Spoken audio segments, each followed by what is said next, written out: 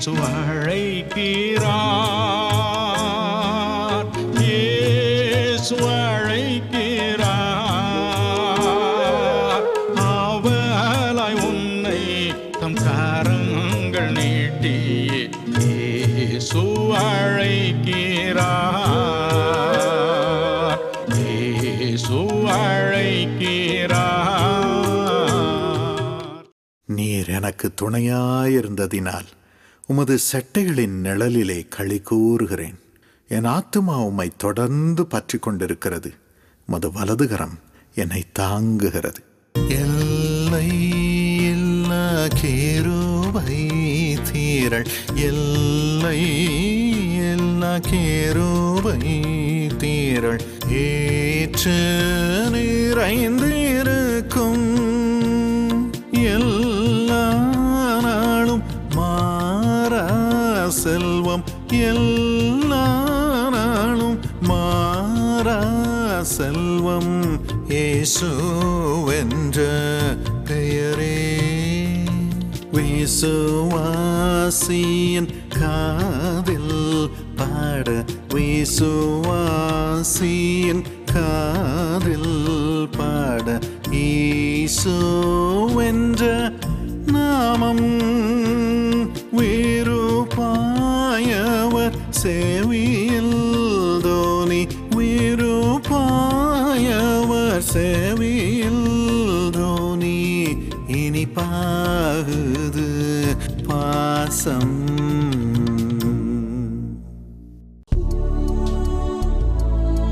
உங்கள் துக்கம் சந்தோஷமாய் மாறும்.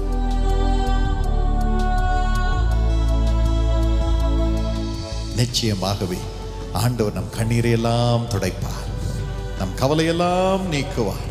எங்கள் இருதயத்தை உங்களோடு ஊற்றி அழுவதற்காக நாங்கள் வந்திருக்கிறோம். இன்று இரவு அத்தனை பேருக்கு அற்புதங்களை செய்ய போகிறார்.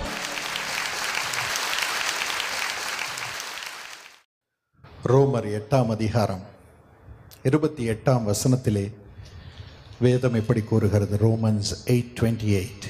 அன்றியும் அவருடைய தீர்மானத்தின்படி அழைக்கப்பட்டவர்களாய் தேவனிடத்தில் அன்பு கூறுகிறவர்களுக்கு சகலமும் நன்மைக்கு ஏதுவாக நடக்கிறது என்று அறிந்திருக்கிறோம். அவருடைய தீர்மானத்தின்படி அழைக்கப்பட்டவர்களாய் அவரில் அன்பு கூறுகிறவர்களுக்கு சகலமும் நன்மைக்கு ஏதுவாக நடைபெறும். நன்மையே நடைபெறும் என்று வேதம் கூறவில்லை, சகலமும் நன்மைக்கு ஏதுவாக, கடைசியில் எல்லாம் நன்மையாக நடைபெறும், நன்மைக்கு ஏதுவாக நடைபெறும் என்று வேதம் கூறுகிறது. உங்களுக்கும் பிரியமானவர்களே, ஒவ்வொரு காரியத்திலும் எல்லாம் நன்மைக்கு ஏதுவாக இனி நடைபெறப் போகிறது. அதற்காக ஜெபம் பண்ணவே வந்திருக்கிறோம். நிச்சயமாகவே கர்த்தர் உங்கள் கண்ணீர் எல்லாவற்றிற்கும் பலனை கொடுத்து அவருடைய தீர்மானத்தின்படி பங்காளராக இருந்து அவருடைய சித்தத்தை நிறைவேற்றுகிறபடியினால் சகலமும் உங்கள் வாழ்க்கையிலே, உங்கள் குடும்பத்திலே நன்மைக்கு ஏதுவாக நடைபெறும்படி இன்று கிரியை செய்ய போகிறார். இன்று கிரியை செய்ய போகிறார். அதை நம்புகிறவர்கள் ஆண்டவருக்கு ஆமேன் என்று சொல்லுவீர்களா? I believe Lord, I believe. சகலமும் நன்மைக்கு ஏதுவாக நடைபெறும். இதில் 2 காரியம். அவருடைய தீர்மானத்தின்படி அழைக்கப்படுதல், அது ஆண்டவர் செய்யும் காரியம். ஆனால் 2வதாக அவரில் அன்பு கூறுகிறவர்களுக்கு, அவரில் அன்பு கூறுகிறவர்களுக்கு சகலமும் நன்மைக்கு ஏதுவாக நடைபெறும். அடுத்தபடியாக வேதம் கூறுகிறது, அன்பிலே, பூர்ண அன்பிலே பயம் இல்லை. Perfect love casts out fear. 1 யோவான் 4:18 அப்படி கூறுகிறது. Perfect love, அன்பு, தேவனுடைய அன்பு நம்மை நிரப்பும் பொழுது, அந்த அன்பு நமக்குள் எழும் பொழுது பயமெல்லாம் மறைகிறது.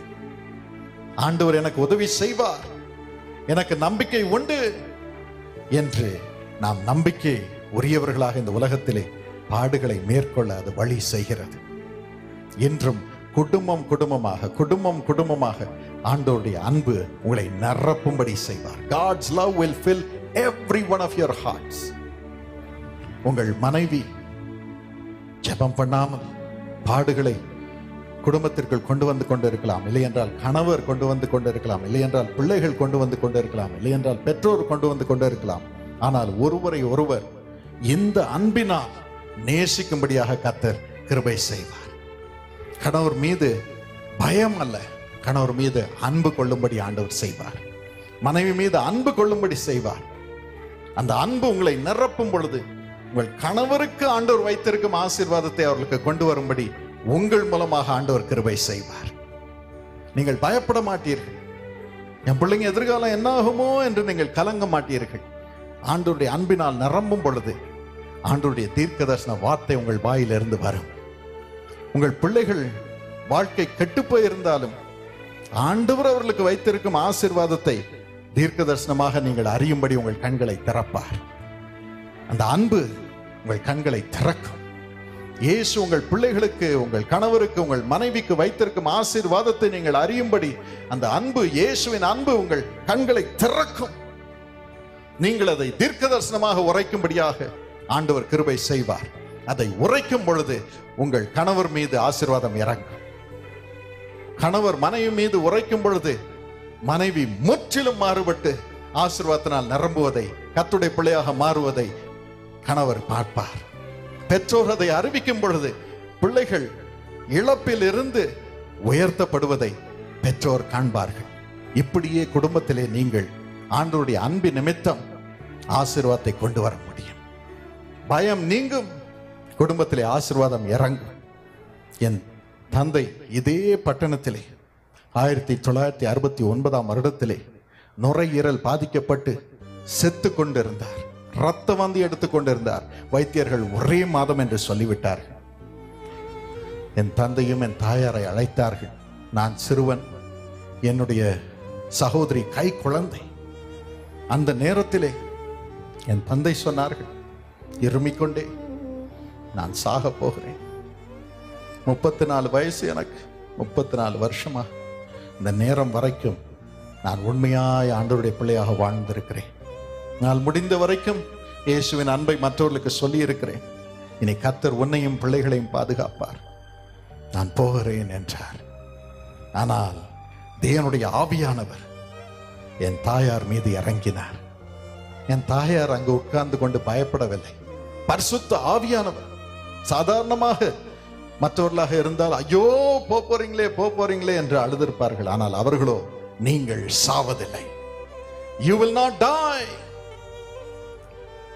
ஆண்டவர் உலகம் முழுவதிலும் உங்களை தீர்க்கதரிசியாக எடுத்து சென்று லட்சக்கணக்கான மக்களுடைய கண்ணீரை துடைப்பேன் என்று சொல்லி இருக்கிறார். அந்த தீர்க்க தரிசனம் மாறாது. நீங்கள் சாவதில்லை, நீங்கள் எழுந்திருப்பீர்கள் என்றார்கள். என் தாயார் பெரிய பிரசங்கி கிடையாது. அந்த நேரத்திலே மேடை கூட வரமாட்டாங்க. கூட்டத்தில் கடைசியில் உட்கார்ந்து இருப்பார். அப்பெல்லாம் 100 பேர் 150 பேர் தான் வருவாங்க எங்க அப்பா கூட்டத்துக்கு. அதிலும் கடைசியா 151 எங்க அம்மா உட்கார்ந்துருப்பாங்க. அவ்வளோ பயம், அவ்வளோ திகில், முக்காட முகத்தை முழுசும் மூடிட்டு உட்கார்ந்துருப்பாங்க. அப்படிப்பட்ட பயமுடையவர்கள் சுபாவப்படி. ஆனால் பரிசுத்த ஆவியானவர்கள் மீது இறங்கி அந்த நேரத்திலே தேவனுடைய அன்பு, ஏசப்பா என்னை கைவிட மாட்டார், என் கணவரை கைவிட மாட்டார் என்ற ஒரு நம்பிக்கை அவர்களை நிரப்பியது பரிசுத்த ஆவியானவருடைய வல்லமையினால். மனுஷனால் அல்ல. மாம்சம் பலவீனம் உள்ளது, ஆவியோ உயிர்ப்பிக்கிறது. என்னுடைய ஆவியானவர் அவர்களுக்குள் இறங்கி, ஏசப்பா என் கணவரை நேசிக்கிறார், என்ன நேசிக்கிறார், என் பிள்ளைங்களை நேசிக்கிறார், விட மாட்டார் என்ற நம்பிக்கையினால் தீர்க்க தரிசனம் உரைத்தார்கள். இனி வரும் நாட்களை குறித்து, என் தந்தையின் எதிர்காலத்தை குறித்து என் தாயார் தீர்க்க தரிசனம் உரைத்தார்கள். ஆண்டவரும் ஆமேன் என்று சொன்னார். எங்க அப்பாவை உயிரோடு எழுப்பினார். 69 வருடத்தில் இது நடைபெற்றது. எத்தனை வருடங்கள் அவர்கள் வாழ்ந்தார்கள்? 39 வருடம். அதன் பிறகு லட்சக்கணக்கான மக்களுக்கு அதே நுரையீரலை வைத்து ஆண்டவருடைய அன்பை அறிவித்து ஆசீர்வாதத்தை கொண்டு வந்தார்கள். இந்த பட்டணத்தில் தான் அது நடைபெற்றது. இதே பட்டணத்தில், இதே இடத்திலே கர்த்தர் உங்களையும் உயிர்ப்பிக்கிறவர்களாக மாற்றப் போகிறார். நீங்கள் உங்கள் குடும்பத்தாரை உயிர்ப்பிக்கும்படியாக தேவ அன்பு, ஏசப்பா என்னை கைவிட மாட்டார், ஏசப்பா என் குடும்பத்தை கைவிட மாட்டார் என்று பரிசுத்த ஆவியானவருடைய தீர்க்க தரிசனால், சும்மா சாதாரண மனுஷிக வார்த்தையினால் அல்ல, பரிசுத்த ஆவியானவரால் உண்டாகும் அன்பினால், ஆண்டவர் மீது கொண்டிருக்கும் அன்பினால் நீங்கள் உயிர்ப்பிக்கிறவர்களாக மாறப்போகிறீர்கள். உங்கள் குடும்பத்தை நீங்களே உயிர்ப்பிப்பீர்கள். அதற்காக பரிசுத்த ஆவியானவர் இப்பொழுது உங்கள் மீது இறங்க போகிறார். அதுக்கு தான் சொல்றேன், இனி வரும் நாட்கள் நன்மையான நாட்களாக இருக்க போகிறது. உங்கள் வாயின் மூலமாக, உங்கள் வாயிலிருந்து பிறக்கும் தீர்க்க தரிசனம் மூலமாக இயேசு அழைக்கிறார். பங்காளராக இருப்பது மட்டுமல்ல, இயேசு அழைக்கிறார் தீர்க்கதரிசிகளாக மாறும்படி, உங்கள் குடும்பத்தை உயிர்ப்பிக்கும்படியாக. கர்த்தருடைய அன்பு, கர்த்தர் மீது அன்பு உங்களை இப்பொழுது நிரப்ப போகிறது. Love revives, love heals, love resurrects. எதையும் செய்ய முடியும். யோபு சொன்னான், நீர் எதையும் செய்ய வல்லவர் என்று இப்பொழுது அறிந்திருக்கிறேன். I know that you can do anything. Hallelujah. யோபின் வாயில் இருந்து வந்தது அவனுக்கே அது அற்புதமாக மாறியது. உங்களது வாயில் இருந்தும் இனி இந்த அன்பின அபிஷேகம் தீர்க்க தரிசன வார்த்தைகளை அறிவிக்கும். உங்களை ஆண்டவர் உயிர்ப்பிப்பார், பயமே இல்லை. கடைசியாக 1 கொரிந்தியர் 2:9 வாசித்து பாருங்கள். 1 கொரிந்தியர் 2:9. அன்பு என்ன செய்கிறது? எழுதியிருக்கிறபடி தேவன் தம்மில் அன்பு கூறுகிறவர்களுக்கு ஆயத்தம் பண்ணினவைகளை கண் காணவும் இல்லை, காது கேட்கவும் இல்லை, அவைகள் மனுஷனுடைய இருதயத்தில் தோன்றவும் இல்லை.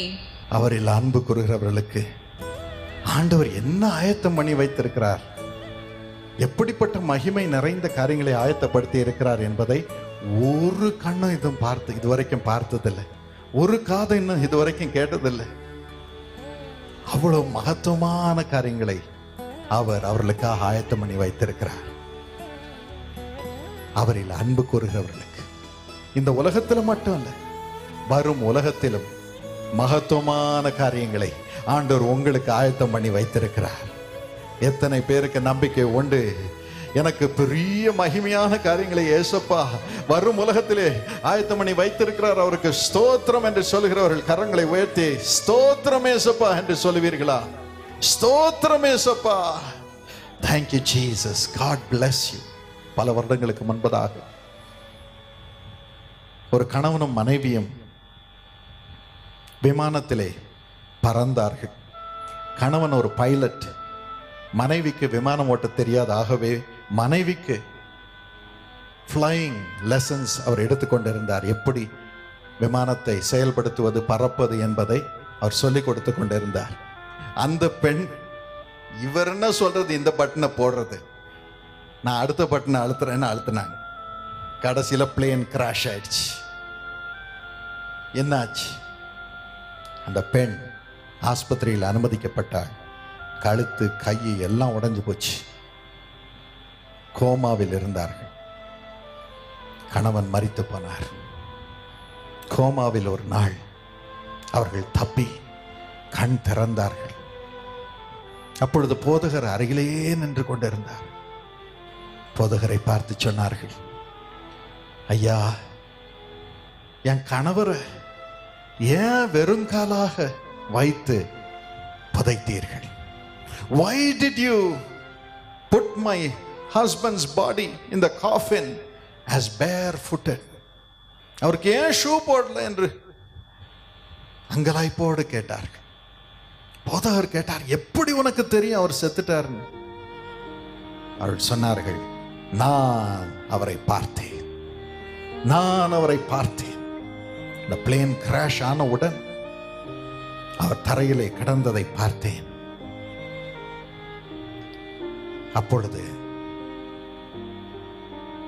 திடீரென்று வானம் திறப்பதை கண்டேன். என் ஆவி அதை பார்த்து கொண்டிருந்தது. அந்த வானம் திறந்த பொழுது அதிலிருந்து ஒரு மகிமையான வெளிச்சம் இறங்கி வருவதை பார்த்தேன்.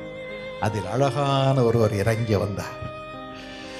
ஆனந்தத்தினால் நிரம்பி இருந்தார். மனம் மகிழ்ச்சி அவரை நிரப்பி இருந்தது. அன்பின் ரூபமாக இருந்தார். அவர் வந்து என் கணவர் அருகில் நின்றார். என் கணவனுடைய ஆவி அவருக்குள் இருந்து எழும்புவதை பார்த்தேன். அதே போலதான் இருந்தார். எப்படி சட்டை போட்டிருந்தாரோ, எப்படி இருந்தாரோ அதே போல ஆனா காலில் ஷூ இல்லை. அப்பொழுதுதான் போதகர் சொன்னார், நாங்கள் புதைக்கும் பொழுது ஷூ இல்லாம தான் புதைப்போமா, அதான் ஷூ போடல. அதை தொடர்ந்து அவள் சொன்னாள். அவர் எழுந்து நின்றவுடன் தம் கரத்தை அந்த மகிமையான ரூபமுடையவருக்கு நேராக நீட்டினார். என்னை மன்னியும், என்னை மன்னியும், என்னை மன்னியும் என்று அவரிடம் வாதாடுவதை மன்றாடுவதை கண்டேன். ஆனால் அவரோ என் கணவனை அன்போடு அழைத்து சென்றார். 2 பேரும் அந்த மகிமைக்குள் சென்றார்கள். ஆனந்த மகிழ்ச்சி என் கணவரை நிரப்பியது, என்னையும் நிரப்பியது. ஐயா, நான் இயேசுவை கண்டேன், நான் இயேசுவை கண்டேன். எனக்கு பயமே இல்லை. I am not afraid. I am not afraid. நான் இயேசுவை கண்டேன். என் கணவர் மகிமைக்குள் போவதை கண்டேன். எனக்கு பயமே இல்லை.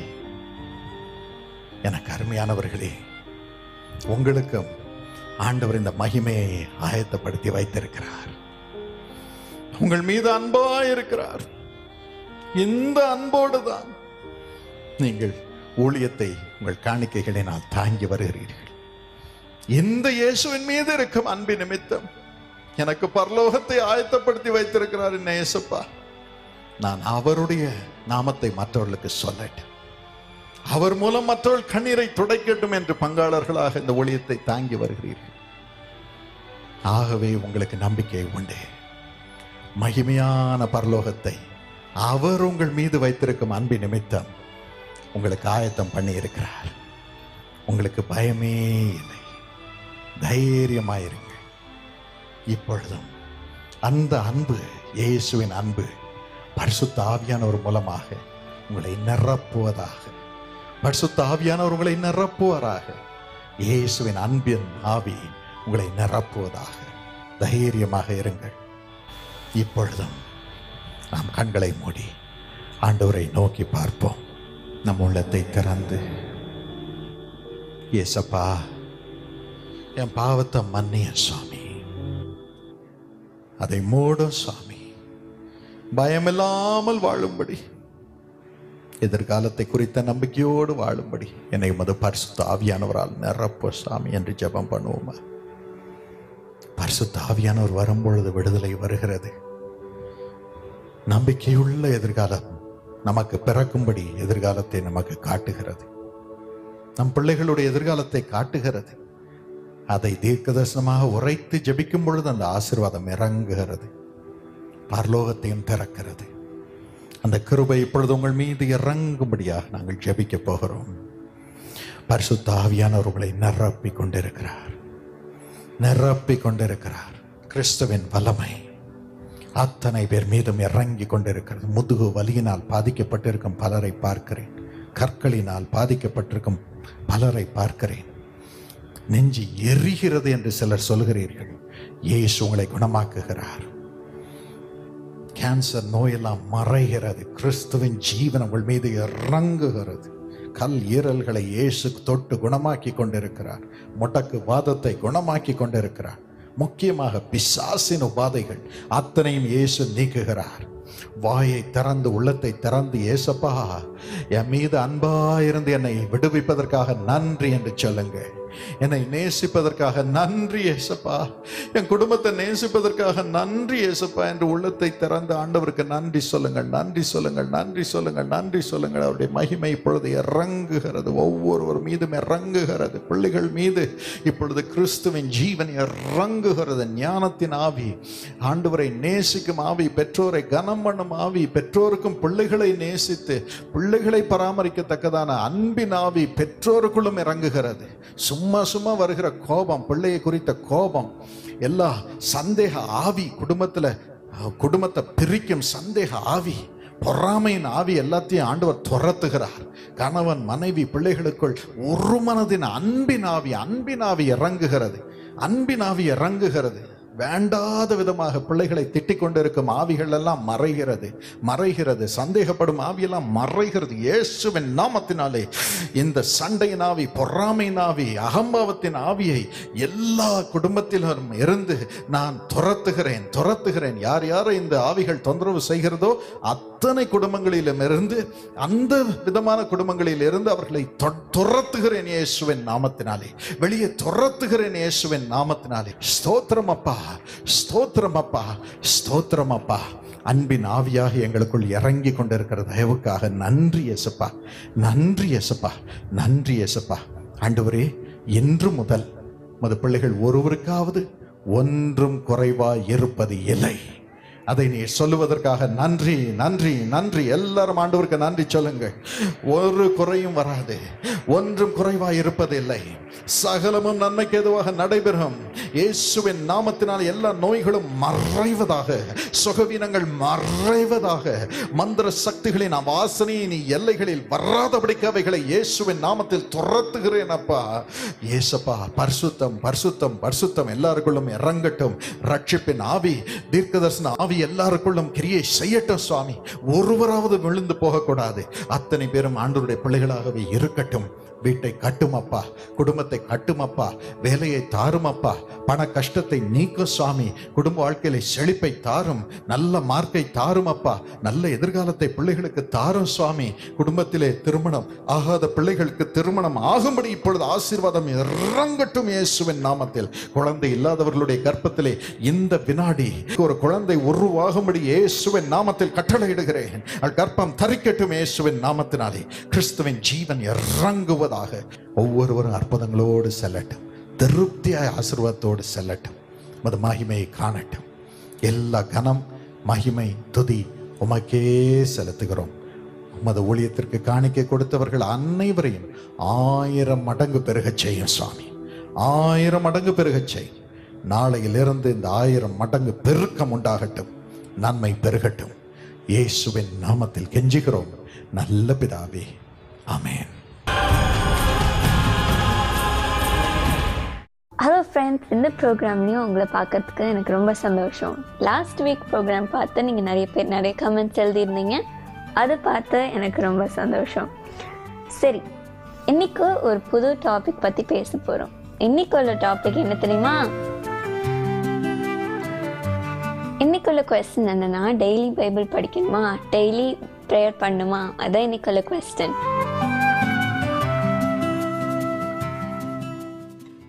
இதை கேட்டோடனே எனக்கு ஒரு ஸ்டோரி ஞாபகம் வருது பைபிள்ல இருந்து. ஒரு ஆள் விதை விதைக்கணும்ன்ட்டு வழியாக போயிட்டு இருந்தாரு. அப்போது போகிற வழியில் ரோட்டில் கொஞ்சம் விழுந்துச்சு, அப்புறம் பாறையில் கொஞ்சம் விழுந்துச்சு, அப்புறம் முள் செடி இருக்கிற இடத்துல கொஞ்சம் விழுந்துச்சு, அப்புறம் கடைசியில் எங்கே விதைக்கணுமோ அங்கே போய் சில விதைகளை விதைச்சாரு. அதுக்கப்புறம் ரோட்டில் விழுந்த விதையெல்லாம் காக்கா, கோழி, குருவி எல்லாம் வந்து சாப்பிட்டு போயிடுச்சு. அதனால் அந்த விதைக்கு எந்த யூஸும் இல்லாமல் போயிடுச்சு. அதே மாதிரி தான் நம்ம வாழ்க்கையிலையும் நம்ம பைபிள் படிக்க போகும்போது சாத்தான் வந்து படிக்காத அப்படின்ட்டு வந்து டிஸ்ட்ராக்ட் பண்ணிட்டு அவன் போயிடுவான். அதனால் நம்மளும் பைபிள் படிக்காமல் அப்படி இருப்போம். அதே மாதிரி தான் கல்லில் விழுந்த விதையெல்லாம் கொஞ்சம் வளர்ந்துட்டு மண் இல்லாததுனால அது பட்டு போயிடுச்சு. இதே மாதிரி தான் நம்ம பைபிள் கொஞ்சம் வாசிச்சுட்டு ஆண்டவர் என்கிட்ட பேசிட்டாரு அப்படின்ட்டு ஒரு தடவை படிச்சுட்டு நான் இனிமே படிக்க வேண்டாம் அப்படின்னு விட்டுட்டு போயிடுவோம். ஸோ நம்ம பைபிள் படித்ததும் வீணாக போயிடும், நம்ம லைஃப்பும் வீணாக போயிடும். மூணாவது வந்து அந்த விதை முள் செடிக்குள்ளே விழுந்தது. அந்த முள் செடிக்குள்ளே விழுந்ததுனால கொஞ்சம் வளர்ந்துச்சு, ஆனால் அந்த முள் செடி எல்லாம் வந்து அதை அமுக்கி வளராமல் விட்டுருச்சு. அதே மாதிரி தான் நம்ம பைபிள் படிக்கும் போது நம்ம நல்லா ஸ்ட்ராங்காக இருப்போம். ஆனால் உலகம் வந்து நம்மளுக்கு நிறைய வரிஸ்லாம் கொண்டு வந்து நம்ம வந்து நிறைய கவலையாக இருப்போம். இல்லைன்னா வேறு எதாவது டிஸ்ட்ராக்ட் ஆகிட்டு நம்ம பைபிள் படிக்காமல் போயிடுவோம். கடைசியில் அந்த விதையை கரெக்டான இடத்துல விதைக்கும்போது ஒரு நல்ல செடியாக வளர்ந்துச்சு. என்ன கண்டிஷனாக இருந்தாலும் அது கரெக்டாக 30, 60, 100 அப்படின்ட்டு பலன் கொடுத்துச்சு.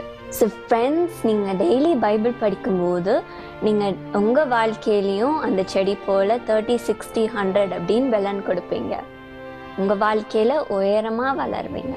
அதனால தான் நீங்கள் டெய்லி பைபிள் படிக்கணும். சரியா? உங்களுக்கு இந்த கொஸ்டினுக்கு ஆன்சர் கிடச்சிருச்சுன்னு நினைக்கிறேன். இப்போ ஜெபம் பண்ணலாமா?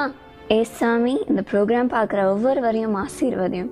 இந்த ப்ரோக்ராம் பார்க்குறவங்களுக்கு நான் பைபிள் படிக்க முடியல, எனக்கு நிறைய டிஸ்ட்ராக்ஷன் வருது அப்படின்னு சொல்கிறவங்களுக்கெல்லாம் உதவி செய்யும் சுவாமி. இதே போல் அவங்க பைபிள் படித்து அதை அவங்க வாழ்க்கையில் ப்ராக்டிஸ் பண்ண அவங்களுக்கு உதவி செய்யும் சுவாமி. அதே போல் அவங்க பைபிள் படித்து அவங்க வாழ்க்கையிலையும் 30, 60, 100 மடங்காக அவங்க வாழ்க்கையில் உயர செய்யும். அவங்க வாழ்க்கையில் அவங்க குடும்பத்திற்கும் அவங்க சொசைட்டிக்கும் அவங்க ஒரு பயனாக இருக்கணும். அதற்கு அவர்களுக்கு உதவி செய்யும். இதே போல் இந்த ப்ரோக்ராம் பார்க்குறவங்களுக்கெல்லாம் யாருக்கெல்லாம் சுகவீனம் இருக்குதோ அவங்களுக்கு குணத்தை தாரும் சுவாமி. அவர்களுக்கு ஏதாவது பிரச்சனை இருந்துச்சுன்னா அதை நீக்கும் சுவாமி. இயேசு நாமத்தில் ஜெபிக்கிறேன், ஆமீன். ஸோ ஃப்ரெண்ட்ஸ், இந்த ப்ரோக்ராம் பார்த்து என்ஜாய் பண்ணிங்கன்னு நினைக்கிறேன். டெய்லி பைபிள் படிங்க, அது உங்களுக்கு யூஸ்ஃபுல்லாக இருக்கும். உங்கள் கமெண்ட்ஸ் எல்லாம் இமெயில் பண்ணுங்கள், லெட்டரில் எழுதுங்க. நான் அதை பார்த்து உங்களுக்கு திருப்பியும் ரிப்ளை பண்ணுறேன். அதே போல் உங்களுக்கு ஏதாவது கொஸ்டின்ஸ் இருந்துச்சுன்னா அதை இமெயில் பண்ணுங்கள். சரியா? Now it's bye from Sweetie. நான் நெக்ஸ்ட் ப்ரோக்ராமில் உங்களை பார்க்குறேன். பாய்.